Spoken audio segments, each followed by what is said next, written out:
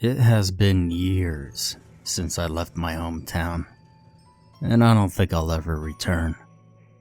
I do miss the timeless idyll of the country, the sultry, gently undulating hills, and the cool, quiet sanctuary of the woods. I could still picture the night sky in my mind's eye, the endless black canvas speckled with glittering stars, so vivid and clear. They seemed within easy reach of your hand. Even now, the remembrance of the lonesome, poignant howls that would sometimes emerge at night from within the darkened grove stirs within me a deep desire to return. But I have sworn never to step foot within that cursed town again, not after what happened. Traveling circuses or carnivals are a common sight if you live in a town like mine. Too small to warrant a permanent establishment of its own, but too big to pass up as a business opportunity, especially in the summer months. Large, colorful banners in the town center, usually put up weeks in advance, would herald the coming of a new attraction. Smaller black and white posters, sometimes so poorly photocopied that you could barely make out the words, much less the images, festoon the streets.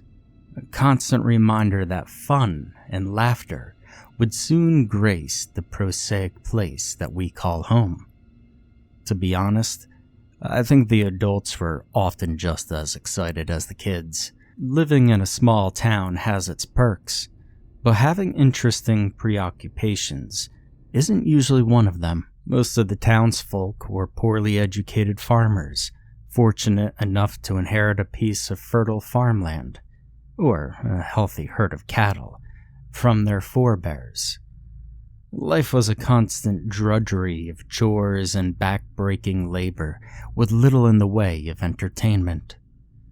Television only had a handful of channels, assuming that you had a TV set to begin with, and the one social event that happened with any regularity was church on Sunday. The pub enjoyed a booming business, though, and so we all rubbed our hands in glee when one late spring morning we awoke to see the workmen putting up a giant cloth banner that screamed in crimson letters, "The Carnival of Lights awaits you." My family, we owned a small shop in the town center, selling provisions, and we lived in the quarters directly above, so we were among the first to witness the thrilling sight. Word spread, and soon some of the workmen were accosted by eager teenagers wanting to find out more about the carnival. You see, the roving fun fairs that had visited us in the past were all well-known operators. Not the big-timers, perhaps, but their names were not unfamiliar. But no one had heard of the Carnival of Lights. What the workers could tell us was that they had been contracted by some company in a nearby city, a company they themselves were working with for the first time. And no, they weren't told when exactly the carnival would be setting up in our town. The air of mystery about the whole affair only heightened our anticipation, and we told ourselves that it had to be a new entrant to the carnival scene, an unheard player making its debut, possibly from the continent. A few of the older folks ventured, nodding sagely. The words debut and the continent were incomprehensible to us kids, but the exoticism they connoted and promised were not lost on us. There were a few quiet utterances of skepticism among the adults as to why any newcomer would choose, of all places, this humble backwater, but they were soon shushed with indignant admonitions not to rain on the town's parade. The days lengthened and summer drifted in like a warm breeze, bringing with it the joyous cries of children freed from the shackles of school. Impatient for the carnival to arrive, my friends and I would sprint every morning to the open field near the outskirts where any funfair, circus, or carnival would customarily set up shop. Disappointment met us each day until one morning a marvelous scene greeted us. They must have started during the night, for the frames of the rides could already be seen peeking through the scaffolding that enveloped them. The whole place was a hive of activity, and before our awestruck eyes we saw the carnival slowly take form. There was a roller coaster, the biggest that we had ever seen, and in our hearts we immediately knew where we'd be making our first stop once the gates opened. As we ran, madly whooping at the top of our lungs back into town, a different banner awaited our googling eyes. "Open tonight," it triumphantly declared, and we high-fived one another, drunk with happiness. The rest of the day seemed to drag on interminably, so much so that by late afternoon we were each unceremoniously booted from our homes on account of our incessant whining, our pockets jingling with coins that harried parents would gladly parted with in order to buy some peace and quiet. We reached our destination well before dusk had fallen, but already a thick, bustling crowd was thronging the unopened entrance. "Oh man," complained my friend Henry, a tall, spindly boy whom puberty had caught early and rather awkwardly. "Well, perhaps they'll have VIP tickets for sale," he said, jiggling his bulging pockets, which were clearly fuller than any of ours. His father owned the pub, which meant he was always the one with the new bike or shoes, but not the modesty to refrain from rubbing it in our faces. Still, he was not ungenerous when it came to sharing, possibly the sole reason we grudgingly accepted him as one of the gang, though there were many times I felt like kicking him in the shin. Of the three, I considered Gregory my best friend. He was a rather quiet boy, unwilling to proffer any view unless pressed, though often his remarks turned out to be the most intelligent of the lot. Having never fully shed his baby fat from his face and body, he was a frequent target of snide remarks from the rest of the class. No one ever laid a finger on him, though. James, the brash leader of our little quartet, with outsized arms, saw to that. As twilight fell, it soon became apparent why the carnival was so named. Lanterns, hundreds and hundreds of them, each giving off a lurid red, came to life with the dying of the day. The scarlet spots of light did little to brighten up the area, instead casting a bloody sheen on every angle they caught. "Fantastic!" cried Henry appreciatively, clapping his knee enthusiastically. A murmur of approval rustled through the crowd, which had fallen silent at the arresting sight. "It looks kind of creepy," squeaked Greg as he sidled up to me, trying not to let Henry hear him. "I didn't know it was supposed to be horror-themed." I didn't either. A certain repulsion had risen within me, driving out all the earlier excitement. If it had just been Greg and I, we surely would have turned around and left, but some of Henry's enthusiasm seemed to have spilt over to James. "Come on, you guys." I felt his strong arms pushing me into the surging crowd. The gates had opened. "If we don't hurry, there'll be a line at the roller coaster for sure." Herded in like a pair of clueless calves, Greg and I glanced around wildly at our surroundings. Loud music, somewhat cheerfully discordant, blared from the speakers. It was difficult to see where we were going, for the shadows clung on stubbornly to every corner like cobwebs. It was a horror-themed park, all right. The staff all wore white, expressionless masks, The kind that evokes a visceral, unexplainable discomfort from the pits of your psyche.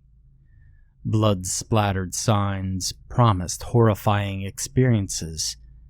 The boat ride to nowhere, the silent hall of mirrors, etc. All the cliched stuff. There! The guillotine coaster! Henry jabbed a finger excitedly at a sign composed of letters with wickedly jagged edges. Without turning to see if we were following, he dashed off in the direction the sign pointed. We stumbled behind him reluctantly, practically being pulled along by an eager James who had an iron grip on our wrists. As expected, there was already a long queue ahead of us. Mr. Moneybags craned his neck to see if there was an express line for those willing to pay for a VIP ticket, only to settle back down with a crestfallen frown on his face. As the queue crawled along, the two jubilant boys each expertly gave his prediction on how stomach-churning the ride was going to be, based on what they could observe on the tracks from where they stood. My buddy and I could only exchange glum glances as the air was punctuated by screams every now and then. Screams that sounded way more terrified than exhilarated. We both loved roller coaster rides, but the eerie atmosphere of the park had diminished our appetite. As our turn drew closer, a safety warning came into view. Attention! You must be this tall to ride. But ride was crossed off, and it said die. A red, bloody gash on the sign marked the minimum height required to take the ride. We stared at it, mouths agape. None of us had ever seen such a sign before. Now you must remember that this took place decades ago, back when common sense was thought to be a lot more common, and safety regulations existed only for the most dangerous of activities. I was suddenly aware of the looks my friends were giving me. I had always known myself to be the shortest amongst my friends, and even when I took roller coaster rides previously, my head had barely poked through the harness. But never had I thought it to be a problem. I ran toward the sign, refusing to believe it. The closer I came, the further the blood-red line floated up defiantly. At last, the truth was staring me in the face. I was too short to ride. It's strange how human psychology works. The moment something is off limits, it instantly becomes desirable. All the dread and reluctance I had harbored toward the ride vanished the moment I realized I wouldn't be allowed to ride it. "Hide me," I begged my friends, elbowing my way into the middle of the group. Greg stared at me in surprise.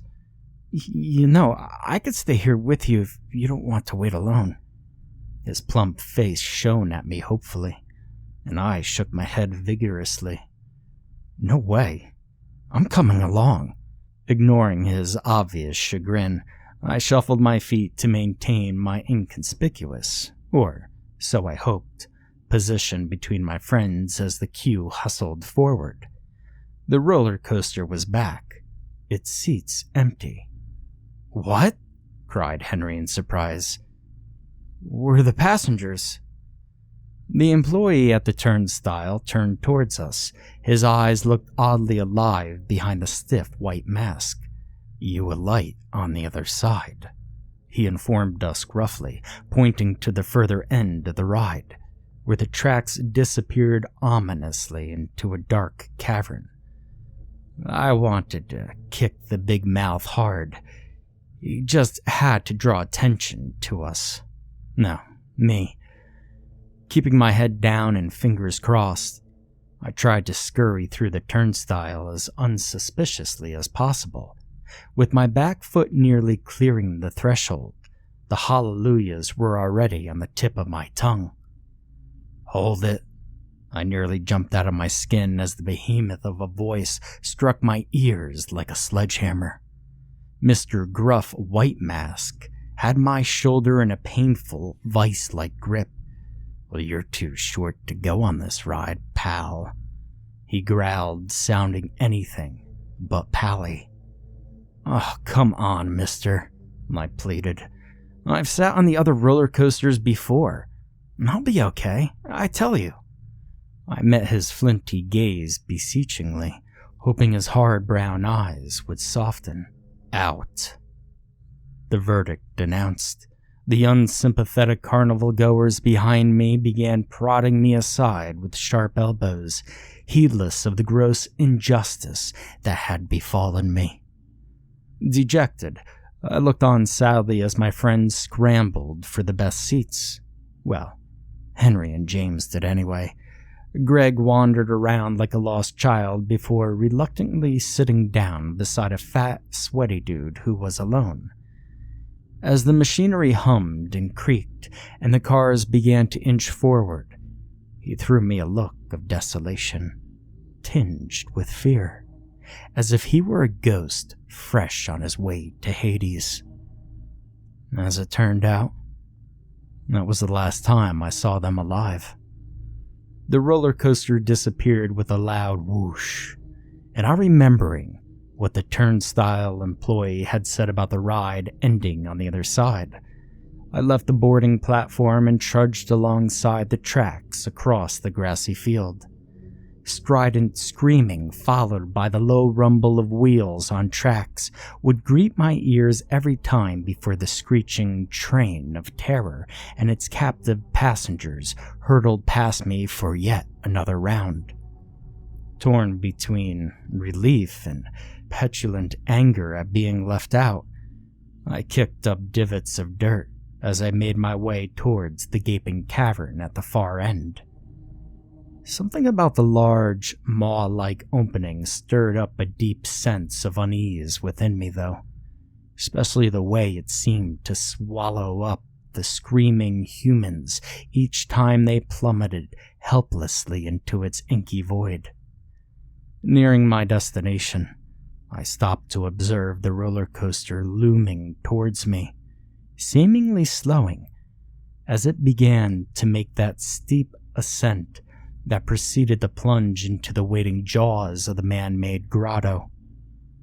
The hullabaloo had somewhat subsided, no doubt because the hoarse throats on board were taking a much-needed rest. I gasped as the first car crested the peak. The hollow of the cavern came alit with a red, hungry glow. The riders must have seen it too, for the hollering, almost appreciative, returned in a sharp crescendo. I felt a desperate, despairing horror grip my heart. Something felt distinctly wrong. Without knowing why, I started sprinting. The train, nearing full throttle by now, was streaking further and further away. And that was when I heard it. The screams turned up several pitches, now possessing a tenor of genuine fear. Silence. A deep, empty silence. My lungs nearly bursting, I raced into the cave, which was still awash in that eerie red glow I will never forget as long as I live. Bedazzled by my sudden dive into the light, I squinted around in confusion. The passengers were sitting stock still in their seats, mute and frozen. The ground was strewn with balloons, or so I thought. What a weird way to end the ride, was the only thought my dazed mind could sputter out. A sudden movement behind the stationary roller coaster caught my eye, a plank of some sort being lifted up towards the roof. I rubbed my eyes, urging the stars in my eyes to go away. No, not a plank, it was far thinner and sharper. As my eyes slowly adjusted to the light, sickening realization ripped through my shuddering body. It was a blade. a monstrous 3-yard-long blade that had passed through each sobbing, throbbing throat like a hot knife through butter. I turned and ran, and ran. All sense had been shot clean from my head, leaving only a primal fear that powered my legs beyond endurance and consciousness. One moment I was dashing blindly through the darkness, the very next I was out like a light. They had assumed I was dead, one of the many to have been senselessly slaughtered in the accursed Carnival, until they found me in the bordering woods. I was told it was the work of some demented cult, seeking to sacrifice as many as they could before they did themselves in. I never got around to hearing the details though, mainly because my mouth would widen into a scream anytime someone spoke of it. Well, it's been years and years since, and I've been through countless therapists, to little effect. Even now, I hardly make it through a night without recalling the blood-red scene in the cavern. And worst of all, the abominable sign that had, ironically, saved my life. Attention, you must be this tall to die.